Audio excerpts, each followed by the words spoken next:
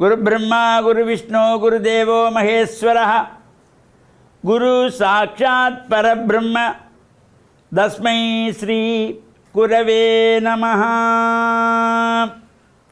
ஓம் நமச்சிவாய.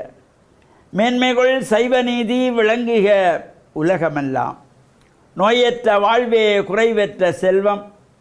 அந்த நோய் நொடிகள் இல்லாத வாழ்வை இந்த உலக மக்கள் எல்லோரும் வாழ வேண்டுமென்று கலியுகத்தின் காந்தமலை ஜோதியாகிய சபரிமலை சுவாமி ஐயப்பனுடைய திருவடிகளை சிரம்தாழ்த்தி டான் தமிழொலி ஓம் தொலைக்காட்சி நேயர்கள் அனைவருக்கும் சர்வதேச இந்து மத குருபீடம் அகில இலங்கை சபரிமலை ஸ்ரீ சாஸ்தாபுரத்தின் சார்பில் இனிய வணக்கங்களும் நல்லாசிகளும்.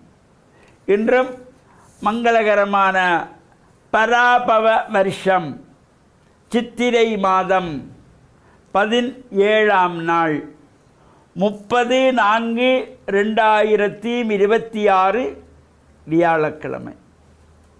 இன்று மலர்ந்திருக்கின்ற இன்றைய பொழுதும் நம் எல்லோருடைய வாழ்விலும் எல்லா விதமான சிறப்புகளும் வெற்றிகளும் கிடைக்க வேண்டும் என்று இறைவனை பிரார்த்தித்து இஷ்ட தெய்வங்கள் குலதெய்வங்கள் பாரம்பரிய தெய்வங்களையும் வணங்கி வழிபாடு செய்து பெற்றோர்கள் பெரியோர்கள் குருவானருடைய அன்பையும் ஆசியையும் பெறுகின்ற பொழுது எந்த நாளுமே நமக்கு நல்ல நாளாக அமையக்கூடியது. இன்று குரு வாரம் என்று போற்றுகின்ற வியாழக்கிழமை. நாம் அதிகாலையில் எழுந்து ஸ்நான அனுஷ்டானங்கள் முடித்து ஆசார சீராக ஆலயங்களிலே சென்று வழிபாடு செய்யக்கூடியவர்கள் ஆலயங்களில் சென்று வழிபாடுகளை செய்து கொள்ளலாம். அங்கே நவக்கிரகங்களுக்குள்ளே குபேர திசை என்கின்ற வடதிசையை நோக்கி அமர்ந்திருக்கின்ற வியாழ பகவானுக்கு மஞ்சள் பட்டி சாத்தி மஞ்சள் மலர்களாலே அர்ச்சனை செய்யக்கூடியவர்கள் செய்து கொள்ளலாம். கொண்டல் கடல் நிவேதனம் வைத்து பிரார்த்தனை செய்யலாம். இவை எல்லாமே ஒரு சிறப்பை தருவது. நமக்கு ஆலயத்துக்கு போக முடியவில்லை, நேரம் போதாது, வேலைப்பழி, வீட்டிலே சுவாமி அறையிலே மஞ்சள் தண்ணி தெளித்து சாம்பிராணி தூவம் விட்டு தீபங்களை ஏற்றி பிரார்த்தனை செய்து இறைவனை மனதிலே நினைத்து நாம் தொடங்குகின்ற காரியங்கள் எல்லாம் நல்லபடியாக நிறைவேறக்கூடியது. இன்று சித்திரை மாதத்து சித்திரை நட்சத்திரம். இந்த ஒவ்வொரு மாதத்திலே ஒவ்வொரு நட்சத்திரங்களுக்கு தனிமையான சிறப்பு. இப்போ தை மாதத்திலே பூச நட்சத்திரம் தை பூசம், மாசி மாதத்திலே மக நட்சத்திரம் மாசி மகம், பங்குனி மாதத்திலே உத்திர நட்சத்திரம் பங்குனி உத்தரம், சித்திரை மாதத்திலே இந்த சித்திரை நட்சத்திரம், சித்திரை மாதத்து பரணி நட்சத்திரம். இவையெல்லாம் ஒரு சிறப்பை தருவது. இந்த சித்திரகுப்த நாயனாருடைய கதை படிப்புகள் பல ஆலயங்களிலே சிறப்பாக ஆரம்பமாகி நாளைய தினம் சித்திர பௌர்ணமியிலே இந்த சித்திரகுப்த விரத அனுஷ்டானங்கள் பூஜைகள் வழிபாடுகள் நடைபெறுகின்ற இடங்களிலே நாம் சென்று பிரார்த்தனைகள் செய்ய வேண்டும். அங்கே அந்த நிவேதனமாக வைக்கப்படுகின்ற பொழுது கூட இந்த சித்திரகுப்த விரதத்திலே பச்சை ஓலைகளாலே குடிசை மாதிரி அமைத்து அந்த சித்திரகுப்தனுக்கு ஒரு விளக்கு ஏற்றி கும்பம் வைத்து படையல் படைத்து அந்த கதை படித்து கொள்வார்கள். அது பொதுவாக கிழக்கு மாகாணத்திலே மட்டக்களப்பு பகுதியிலே சிறப்பாக நடைபெறும், ஒவ்வொரு ஆலயங்கள் நடைபெறக்கூடியதாக இருக்கும். அவ்வாறு இந்த சித்திரகுப்த நாயனாருடைய கதை படிப்புகள் அங்கே எல்லோரும் அமர்ந்திருந்து அந்த நெல்லை கொண்டு வந்து ஆலயத்திலேயே நெல்லை கொத்தி அரிசியாக்கி அதிலே அந்த சித்திர அன்னம் என்று சொல்லப்படுகின்ற வகையிலே அன்னம் செய்து கொள்வார்கள்.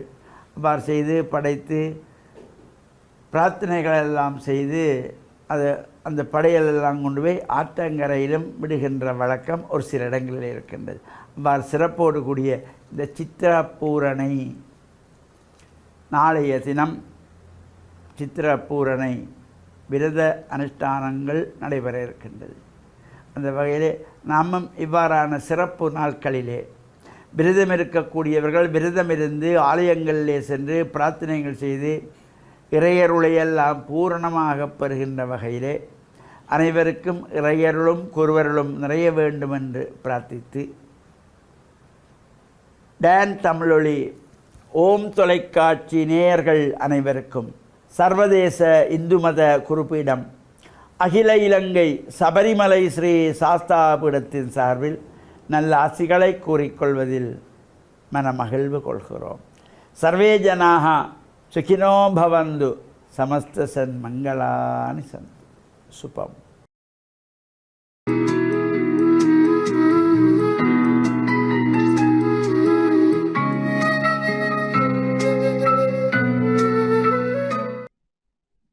இறை இயேசுவில் என் அன்பு நெஞ்சங்களே, கிறிஸ்தவ நற்சிந்தனை வேளையில் உங்களை சந்திப்பதிலே எனக்கு மிக்க மகிழ்ச்சி.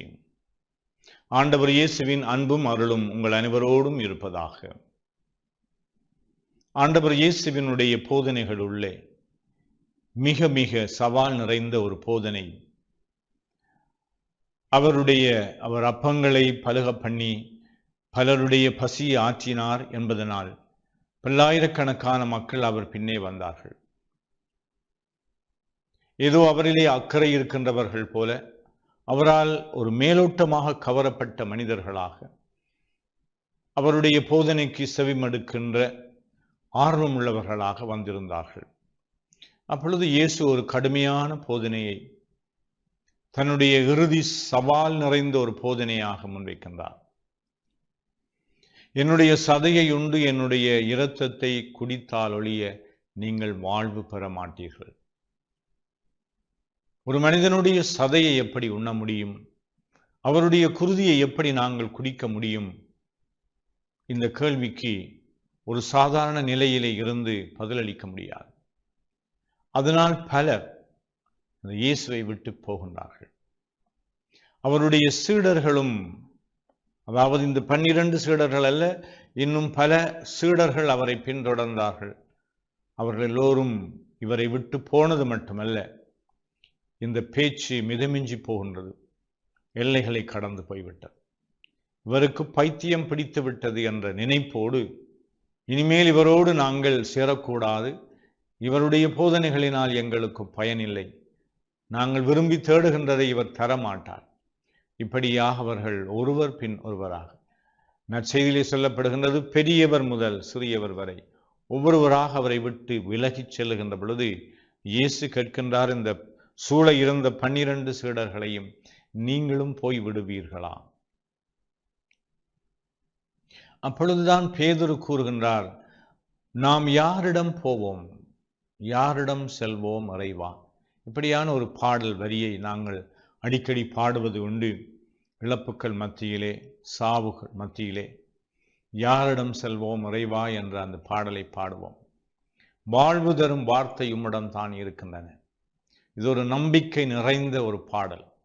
இது பல மொழிகளிலே இத்தகைய பாடலை இயற்றி இருக்கின்றார்கள். யாரிடம் செல்வோம் இறைவா, வாழ்வு தரும் வார்த்தை உம்மிடம் தான் இருக்கின்றது. இது ஒரு விசுவாச அறிக்கையாகும். எங்களுடைய துன்ப வேளைகளிலே, இழப்புக்கள் மத்தியிலே, சோதனை வேளையிலே ஒரு மனிதனுடைய உடலை, சதையை உண்ண முடியுமா என்று கேட்கின்ற அளவிற்கு சோதிக்கப்படலாம். கிறிஸ்துவனுடைய அழைப்பு சவால் நிறைந்த அழைப்பாகும்.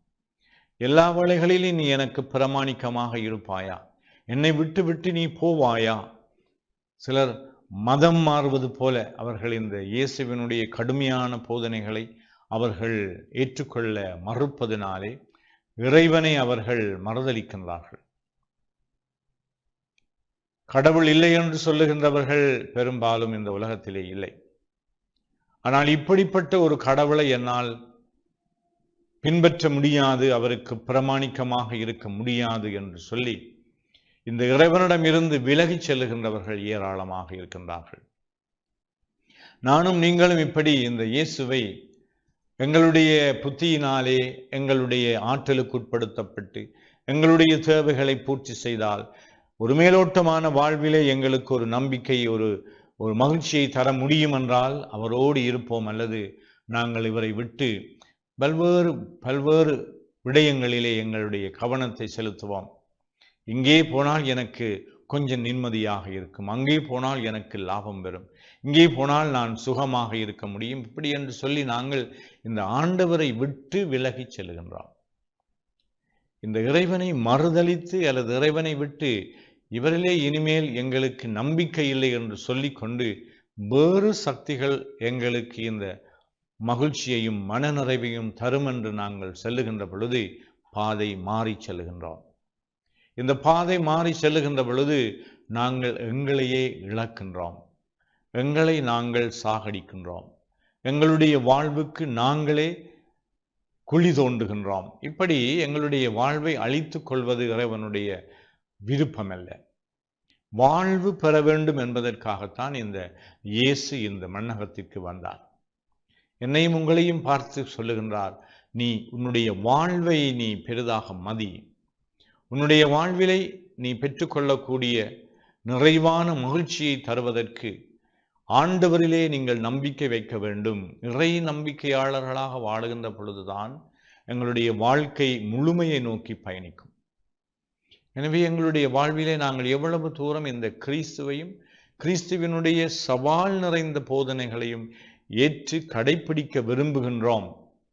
வாழ்வு தரும் வார்த்தை உம்மிடம் தான் இருக்கின்றன என்று அந்த பேதுரு எல்லா சீடர்கள் சார்பாக அவர் விசுவாச உச்சாரணம் செய்தது போல நாங்கள் ஒவ்வொரு நாளும் காலையிலும் இறைவனை பார்த்து நாங்கள் வேண்டுதல் செய்வோம். வாழ்வு தரும் வார்த்தை உம்மிடம் தான் இருக்கின்றன, நாங்கள் யாரிடம் செல்லுவோம் இறைவா, உம்மிலேதான் அந்த வாழ்வு இருக்கின்றது என்று அந்த நம்பிக்கை உச்சாரணத்தை நாங்கள் செய்வதற்கு இறைவன் எங்களுக்கு பலம் தர வேண்டும் என்று இந்த நாளிலே மன்றாடுவோமாக. ஆமென்.